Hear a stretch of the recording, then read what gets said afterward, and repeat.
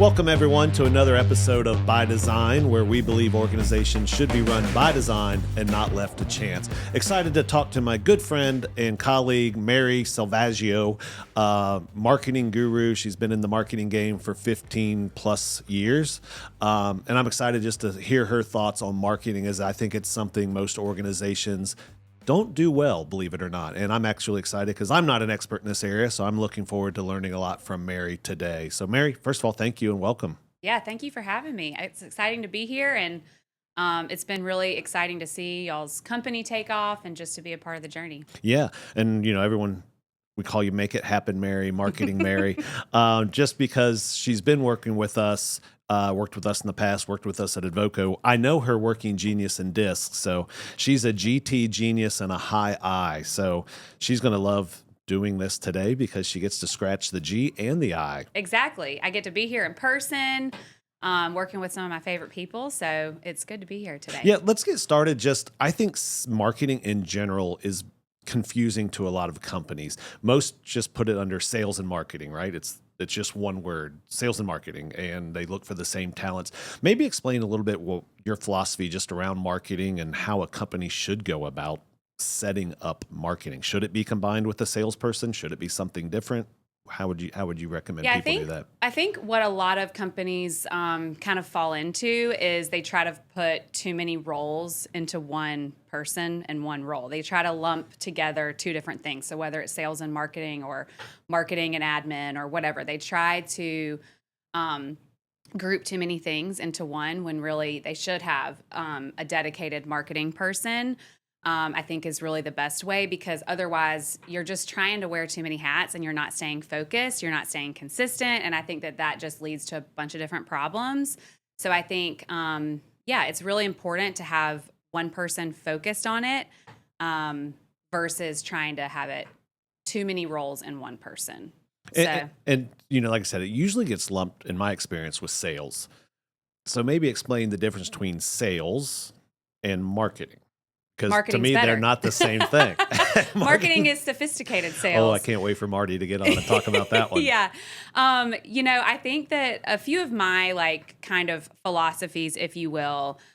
So one of my favorite books is StoryBrand, which I'm sure you guys have talked about that before on this podcast, but really kind of talking about where the customer is the hero. And quite frankly, the customer really doesn't care about you and your story. They care about themselves. It's not something that they're necessarily aware of, but I think that's a trap that a lot of companies fall into, is really making sure that you're making the customer the hero, because everyone thinks that they're doing that. But when you go to their website, they're not telling you what you offer, how do you make their life better, and what do they need to do to buy it. Like literally the simplest thing. It frustrates me so much about websites. You're like, how do I engage with you? Like, how do I buy your thing? Or how do I show up to your store? And at this time, how do I get in touch with you guys? Like, people just miss that a lot. So I think my favorite marketing tool for people is really StoryBrand, and walking through the StoryBrand process and really honing in on who is your client, what do you offer them, how do you make their lives better, and what do they need to do to work with you? As simple as that. So yeah, there's nothing more frustrating. You go to a website and you want to buy, let's just say I do it. You go and you want to buy something, you're going to buy it, and you get on their website and you got to click around and you can't find the buy button. And I don't know how many times you're just like, forget this, I'll go to Amazon or whatever. And you just go over there because they make it very easy to purchase. And I think you call that wasting is that called wasting calories in the marketing world? You don't want them to have to burn too many calories. We also really like the phrase, if you confuse, you lose. You literally lose out on sales because you're confusing people. And then you have social media now too, where, they're basically mini websites. Some businesses are literally operating completely on Instagram. They don't even have an actual website. I still think that it's good to have a website, and you need to have a presence out there, again, to have those kind of key questions answered. But you have even an Instagram page, and you're not answering those questions, those simple questions of how people can work with you And if you confuse someone, they're just going to exit out. They're just going to leave. If you make it really clear and easy for them to understand, they're much more likely to want to work with you. So if I'm a business owner out there listening to this, what should I go check? Like, do you have a little, I don't know, 3 to 5 bullet points? Hey, go check your website. Make sure A, B, C, and D are there. If you have those, you're probably okay. If you don't have those, what should they do? Do you have a few of those checklist items? I would say 3 would be, what do you offer? How are you going to make their life better?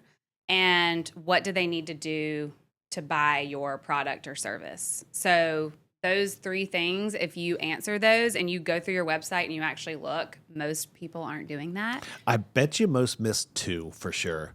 And that was the one where you said, how are we going to make your life better? Exactly. Because I think most people are, here's what, I don't know, they're more focused on their product than the customer, making the customer's life better. Yeah, and it's as simple as, honestly, like how you're framing the sentence. You know, like so many companies are like, me. Like, By Design Advisors is great because blah, blah, blah. By Design Advisors does this. It's like, no one cares. Like, ouch. You know, nobody really cares about hearing about how great you are. They want to hear how you're going to make their life better. Like, if you think about it in the StoryBrand terms, it's called character transformation. So you're thinking about the character is the hero, is the customer. And what are you going to take them from? And then what are you going to get them to? So think about what their transformation is going to look like. What does it look like before they work with you and then after they work with you? And then making that obvious in your messaging. Again, the user experience, how they're walking through your website. But I think especially after you like read the book and you go through the process, it drives you crazy how many companies are just saying, me, and I'm so great. And it's like, you don't really care about that. Like, you want to know how, like, take, for example, like Lululemon, like athletic wear. You know, you want to know, hey, I'm going to feel great when I wear these clothes. Like, it's going to make me feel confident. It's going to make me feel pretty. It's going to make me feel these things. I don't really care about reading about why Lululemon is great. Like, if they just came out and said, Lululemon is the best company in the world for athleisure, who cares? I want to hear Lululemon helps Mary feel pretty. Done, you know? So it's when you think about it, it's a lot of times it's just kind of like changing the messaging and changing kind of how you're talking to your clients. And then you also want to come up with something that whatever your slogan is, whatever that phrase is, you want to repeat it. And you want everybody in the company saying that same messaging. Because what also happens is there's too many things. Like, you're trying to sell too many things and you're not clear on your messaging, and everybody's not repeating the same thing. So Dale is selling it different than Marty's selling it, than Mary's selling it. We're all going out and we're selling it in different ways. And you want to have some sort of simple key message that everybody is saying and repeating. So again, it kind of goes back to that, if you confuse, you lose. Because when everybody's kind of saying the same thing and speaking from the same language, it just comes across in such a better way and is clear for clients. So you should be intentional about that marketing and not leaving it to chance. Exactly. Hey. People hear us say, don't leave it to chance about just about everything in their organization. So again, we talked a little bit about sales and marketing and why that's different. What about even within marketing? Because again, this has come back from my 20 years in HR, where we need a marketing person, right? And you know it better than anyone. There's a gazillion different things under the marketing umbrella, which takes different skills and different talents. Small to mid-sized companies may be hiring their first marketing person. What should they maybe hire for? Do they want the creative person? Do they need the T? Like, you're very familiar with the Working Genius, but what would you recommend to those owners just maybe who said, oh, crap, I've been doing the other way. I've been combining it with 3 or 4 other roles. They want to break it off into their own. Maybe walk them through how they even go about getting started with a marketing person. Gosh, that's such a good question.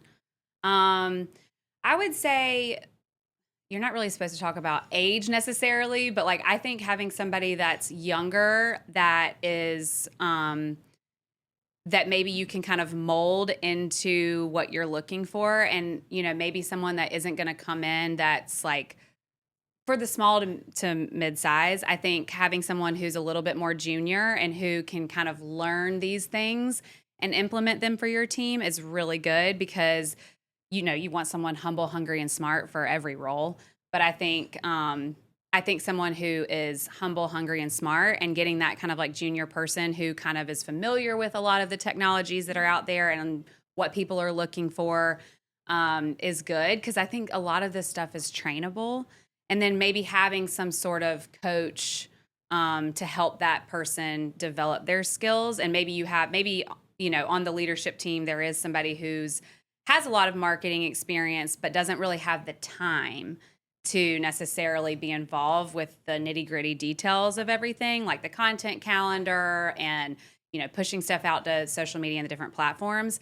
But I think having that more junior person who is moldable and who's humble, hungry, and smart, just like you would for any role, to be honest. And I think that's a great point. I wrote a LinkedIn article last week about talent shopping, going to the talent store and purchasing the talent you need. And one thing I think companies miss is they don't know what ingredients they already have.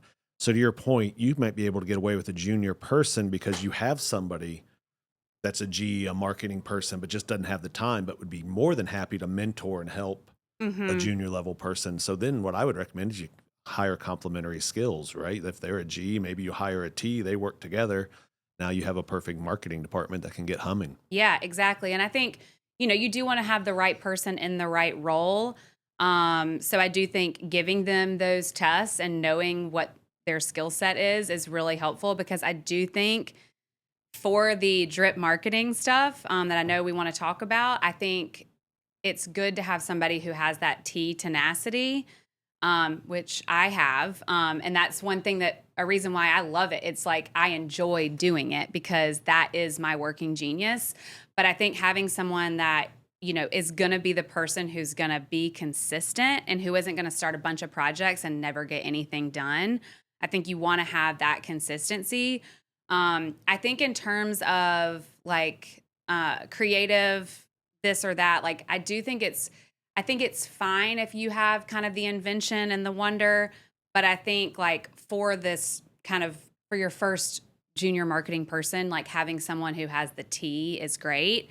And maybe with like a competency, in I think would be good, because you do want to have someone who has that creative eye, but it isn't necessarily the person who you need to be just getting it done and getting it out there, because a lot of people just really struggle with that consistency and just start a bunch of things and don't get anything done. Yeah, and you mentioned one of my favorite marketing buzzwords that I didn't know until I started working with y'all is the drip marketing campaign. And I think it started because I heard either you or Marty at one point say, what are the chances of you calling a customer on a Tuesday on a cold call and they pick up the phone looking and ready to buy your product? Right. Probably not very high, which is why cold calling sales jobs are probably always been some of the tougher ones to fill in my career, is because you need somebody that can just take rejection and keep dialing for dollars. But you guys talked about this drip marketing. So maybe explain, because I found that's not a term that's real common with business owners and organizations, at least the ones I've dealt with in my career. So maybe walk us through a little bit. What is drip marketing? Why is it important?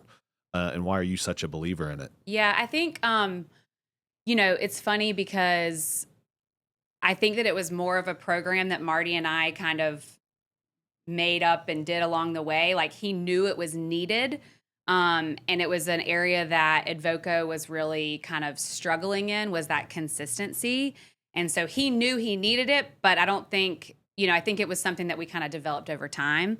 But I think what you really want to do, I think and I don't mean to interrupt, but first, what is drip marketing? Like what does that even mean? How would you describe it? So what would be my one-liner messaging? Yeah, what's your marketing slogan I'm like, for what drip would marketing? It be? Honestly, it would be probably just, it's a consistent program for marketing where you're teaching people something new, maybe. I think it's the two pieces of that are it's consistency, but also you're teaching people something new. So kind of going back to whatever channel that is, like, and we even talked about this before, like I would have to start one from day one, I would have to kind of get up to speed on what the company is doing. So I think it depends on like what exactly, but at the end of the day, it's consistency and it's teaching and education. So And the goal is basically to be front of mind when they're ready think of whatever to buy. you're doing. Exactly. Yep. Okay. So you don't want it to be salesy because you want to be teaching them something new. And you really just want to be kind of like out there and in their face, if you will, in their inbox, or on their phone. And you want to be who they think of when they need X, you know? So, so I think it's really important to, again, kind of morph it depending on what you're trying to do, but consistency and that education piece, I think, because if you don't do both of those together, if you're just consistent, but you're constantly, again, just saying how great Mary is, how great Dale is, you're not going to get what you want. And then if you're also just trying to educate, but you don't have that consistency, you're also it's not going to work. So, you know, when Marty wanted somebody for Advoco and he was looking for that drip marketing that we developed over time, it started with what's our email list? And again, this was 15 years ago. So it was a while ago now, but it was like, what's your email list? Who are those people? And we're sending out 1 email a month, I think, or 2 emails a month, I think is what we started. Well, then it developed into, you know, once we have a team, we can do more than that. We did 1 webinar a month. So then we're doing 2 emails, 1 webinar a month. Then it was, we're going to do 1 event a year. So 2 emails, you know, 1 webinar a month, 1 event a year. You know, you kind of develop what is that marketing? What are the channels? What is the audience? You know, you kind of want to work through all those details. But again, it kind of goes back to consistency and coaching and teaching, you know, teaching people something new. So when he brought me in, started out as emails and it just kind of developed and morphed into what became Connect, and content, coaching, and community was what we like to call it. Our 3 C's were kind of our marketing principles. What content are we developing? What does the coaching look like? What is the teaching part of that? And then how are we building a community? Because at the end of the day, the community is, again, we're going to be on their mind when they're ready to buy and they have a new project and they think of us. So it really kind of morphed over the years. Obviously, in a 10, 15-year time frame, it became a lot of different things. But I think, to me, those are the 2 basics. Which, again, is why, to me, sales and marketing has to be separate. Mm-hmm. You want your salespeople on the road, meeting with people, having conversations, driving the marketing message. But that person can't then, more than likely, be sending 2 emails a month and running a webinar a month and putting on an annual event and doing all that. It's just not possible with one and then person. think about how much, I don't want to say easier it is for salespeople, but it's more intentional and focused when you have this community of people that you're fostering. So when the salespeople are making those cold calls, you have this warm list. Hey, we know that these 10 people are engaged with us. They've been opening our emails. They've been commenting on our Instagram posts. They've been doing this. You have this group of people that you can then be more targeted and intentional with. You're not just, you know, basically just cold calling. It's more like warm leads and stuff. Yeah, to me, it increases their efficiency and their execution. Yeah, that's a good way to put it. Because, instead of calling 100 people that have never heard from us now, I almost have a little cheat sheet that can get me in. Exactly. And you kind of build up these like almost like profiles on your prospects and clients, you know. So we know that Dale has attended a couple of our events. He regularly reads our emails. I think there's something brewing over there with Dale that we need to call on him and say, hey, how's it going? Like, where do you guys stand with your projects? Is there anything new that you need to update us on? You know, it's just a lot more of an intentional, targeted conversation and less of just like calling someone who's just going to be like, no, we don't need you. This is a waste of your time. I love the phrase targeted conversation because, again, I get a gazillion LinkedIn cold emails and none of them are targeted at me usually. it's usually, hey, here's my product, and to your point, here's my product and why it's great and why you need it. Yep. Schedule a time to talk with me. I'm like, why are you giving me a homework assignment? And you don't even mention why I should give you 30 minutes of my time. So I love the phrase targeted conversation. And I hate to keep harping on this, but it's just because I keep seeing it in a lot of organizations we work with. That's why the sales and marketing team should be together, but two separate roles, right? You guys are doing that research. You guys know who's opening and what articles and whatever. And then you can go to your sales team and say, hey, call Bobby over here and here's the articles. And then that salesperson can take that lead and run it while you guys go back and work on your next campaign or article or webinar or whatever. And the team should just constantly be floating back and forth. They have to work as one, but I think they have to be separate roles. I think it's separate roles, and I think that they're very close knit. Like we had a weekly meeting with the sales and marketing teams on Friday mornings. And it was like every Friday morning we get together on like, hey, where do we stand on these opportunities and like what's going on in marketing? We were very close knit in that way, and we worked together, every day. But I do think that's important for them to be connected and close knit, because otherwise, you're not necessarily driving to the same target. And we always were. We were always focused on what's our wildly important goal and what are marketing and sales doing to support that wildly important goal. Nice. Now you've mentioned several of these, but I kind of want to separate it out into its own conversation. We always talk about what companies should do. These are the best tips. But I think you told me this back in marketing. The most downloadable stuff is the mistakes, the things to avoid. Yeah. Everybody wants to know the pitfalls. Yeah. So what are maybe some things owners and marketers out there should avoid doing? Look, you've already kind of talked about bragging about yourself, but other than that, like what should they avoid? I would say avoid. Or what mistakes do you see most common? Number one is the mistake of not having somebody in that role. Like, I think number one is not having somebody that's dedicated for this, because I think it's just a total miss. Like, they hear about all this, like owners hear about all this stuff and they're like, ooh, I love that. I love that. I want to do a StoryBrand workshop. I want to do a drip campaign. I want to do this, but I don't want to spend the money. Like, sorry, but you got to put up some money for getting somebody, the right person in, and really making that investment in your business. I think that's number one, because I think I hear it all the time. They want all this stuff, but they don't want to hire somebody that's specific for marketing. And you have to bring in somebody specific. You can't rope it in with, I want them to also do our admin and our, whatever. It needs to be somebody that's dedicated. So I think that's number one. And again, it's, somebody that's a little bit junior that doesn't have necessarily a ton of experience, but that you can mold into being kind of this great person that, can grow and evolve with the business. I think that's number one. I think number two would be they aren't consistent. Again, they have great ideas, but they're not consistent with whatever their market. And it doesn't have to be this crazy marketing plan, right? Like, it could just be, hey, I want you to like run with our like social media platforms and just make sure we're posting like once a week. I mean, that's a little simple. They could probably do more than that. But like, whatever it is, like, come up with like the 3 wildly important things that are going to get you to move the needle, whatever your business goals are. Like, people come to me and they're like, hey, we need help with marketing. And I kind of go right back and say, well, what are the business goals? Like tying it to what are our wildly important business goals? Like, you want to get your revenue to $5 million a year. You want to get, whatever those things are, really tying it to those business goals.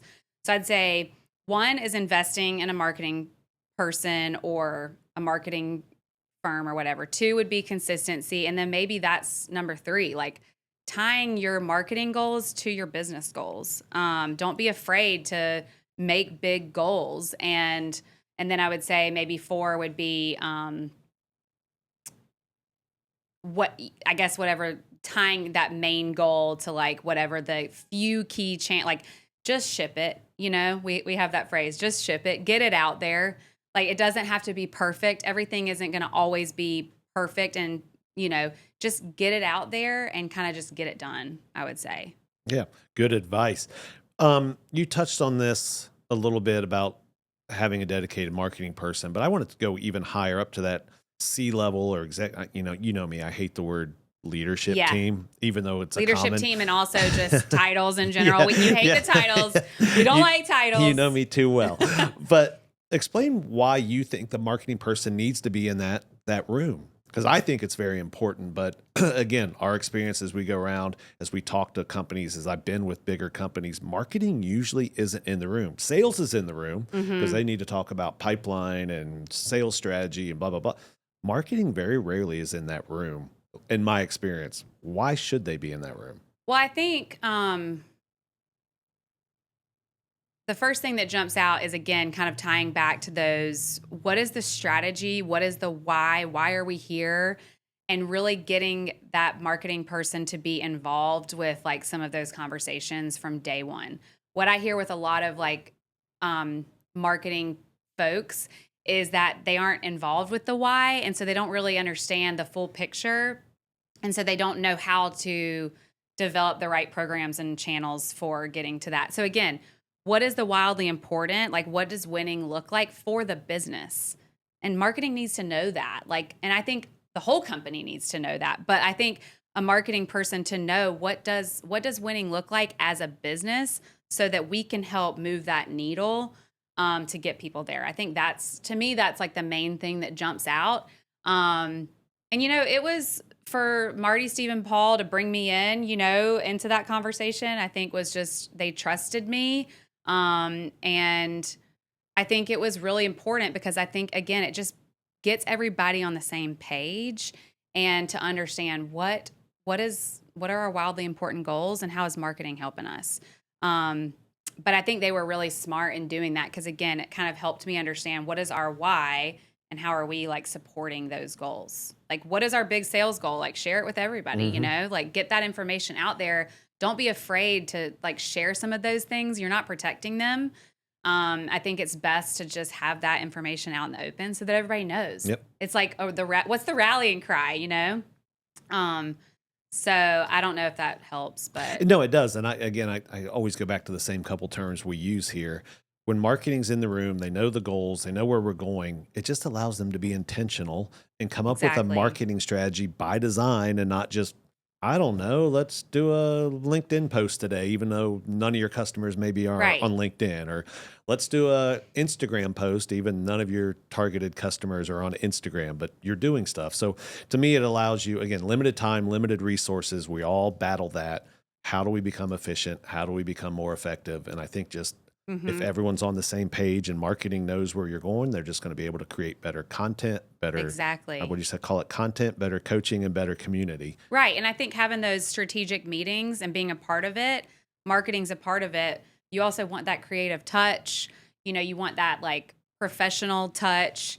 And I think, a lot of times at Advoco anyway, like one of our key goals for the quarter, we had our quarterly goals that we would hit was a marketing component. It would be something about like get X amount of people to this event, or we're trying to sell this specific thing. Like, how do we get creative about that? Whatever those goals are, those like 4 strategic goals that we did per year. A lot of times there was like a marketing angle to that. And otherwise, if marketing isn't in the room, they're just hearing like, hey, go do this. And they just don't understand the bigger picture. And I'm going to flip it a little bit.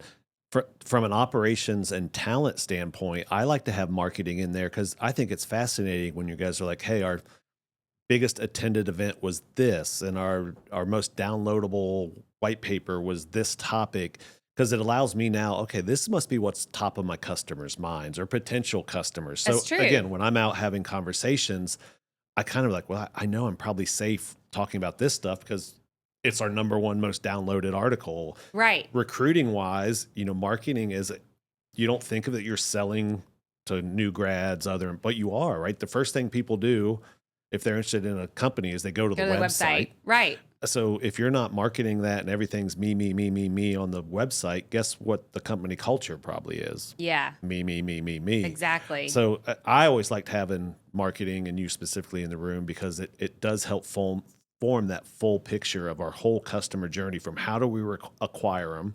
how do we deliver them, and how do we keep them happy and spin them into a new project? So I think it's vitally important. Marketing has to be in that room. You were hitting on the fact that people go to their website or whatever, and you, from a recruiting standpoint, from a client standpoint, all these different people are kind of having this experience with you.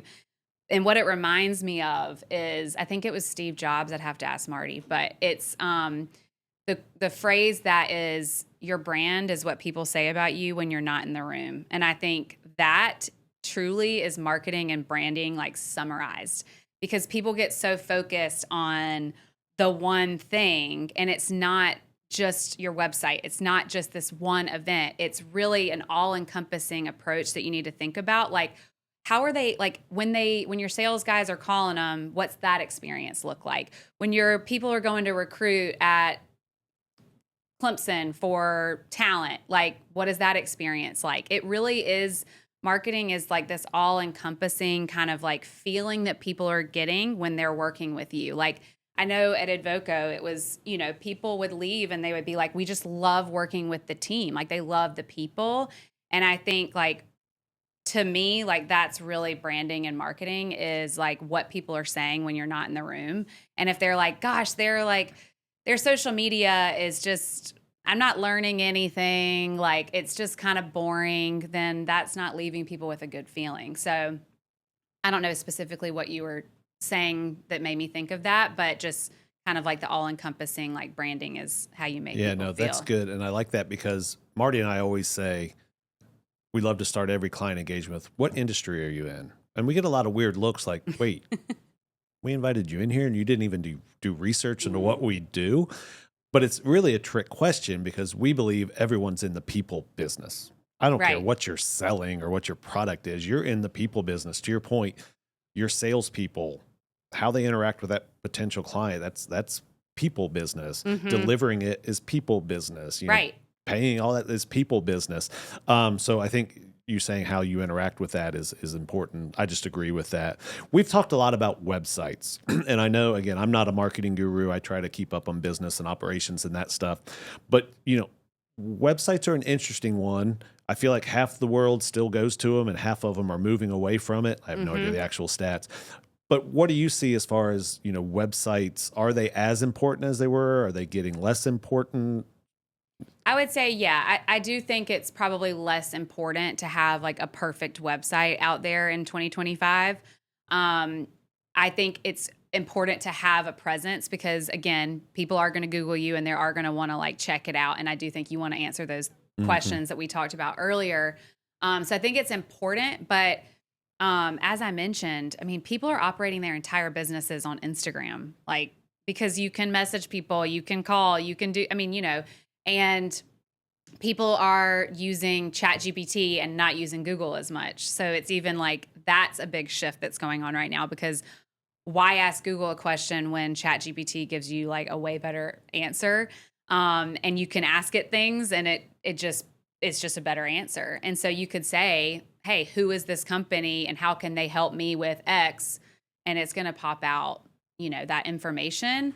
So I think it still is important, but I would say it's less important. And I think, whatever you want to go all in on, whether it's whatever presence you want to do that on, you want to get it right. But I would just keep it simple and answer those questions for people, is what my recommendation would be. Yeah. And to me, the goal of a website is just to somehow stimulate a conversation, right? You want them to send you an email, send you a phone number, send you something just to start a conversation. Exactly. But I'm the same way. I use Google way less. Everything I do now goes into ChatGPT. Yep. To your point, why be reactive when they'll give me the answer. I don't have to go search for it. Exactly. And you can even, like, if you're even struggling with like your marketing, there's a girl that I follow on Instagram that's just fabulous. And she gives you all these prompts, you can literally go to ChatGPT and be like, hey, I'm an exit planning. I'm an exit planning and strategy firm. Who are my target clients? It'll tell you your target clients. What are some ways that my business can help make their lives better? Answers your questions.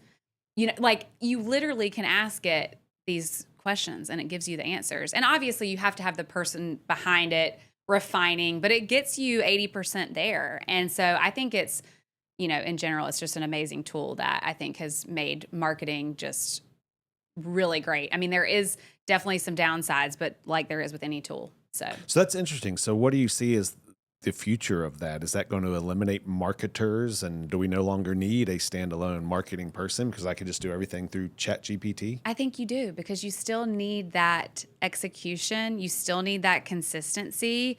If you're just sure you use it as a tool, like for me, it's just a tool. It's an amazing tool. And definitely like, I think changing a lot in terms of marketing, but I still think you need that person who is going to be executing and who's going to be kind of like doing the work and the marketing strategy and stuff. Like that's not something that you can get with AI. So to me, it's a great tool, but it's just a tool. Yeah. And I've come from the HR side of things, and I always say to do recruiting well and to do talent development well, you have to define your fish, know everything about those fish, and then be able to go find them and catch them. So you could have the best fishing rod, the best boat, the best everything, but if you don't know where the fish, if you're on a trailer on land, you're not going to catch very much. So it's just because it's a great tool doesn't mean it's a be all end all. It's not gonna be a replacement for the marketing person. What I love about it is it can help hold you accountable, because one of the things you keep saying, and I just want to emphasize this more and more, is consistency, and that's where I struggle. Again, I'm a T frustration. Yeah. So consistency ain't what I do. Well, you're not alone, because it's very common. It's very common. But I know you can set, and you can do this in Copilot, check all of them, right? You can say, send me an email or that I post twice a week, once a month. Send me a list of topics that people might be interested in. So you can prompt you to think of what you need to post so you can be consistent. But you still got to get it done. You still have to write it, get it done, get it out there. And what were the 3 things again that in marketing? Coaching, content, and community. And so you can even say, what are some topics that could drive 3 of those? Absolutely. And it'll kind of tell you, here, talk about this, talk about that. And I've done that. And there's some things I don't feel either passionate about or I'm not expert enough on, so I don't talk about them. But then there's some like, oh yeah, I didn't think about that. That would be valuable to people, and I'll type my thoughts up or whatever and post it on LinkedIn. Absolutely, yeah. You could literally say, give me a content calendar for the next 30 days. But then someone still has to do it. Yep. Someone still has to show up every day. Marty has his phrase, the rent is due.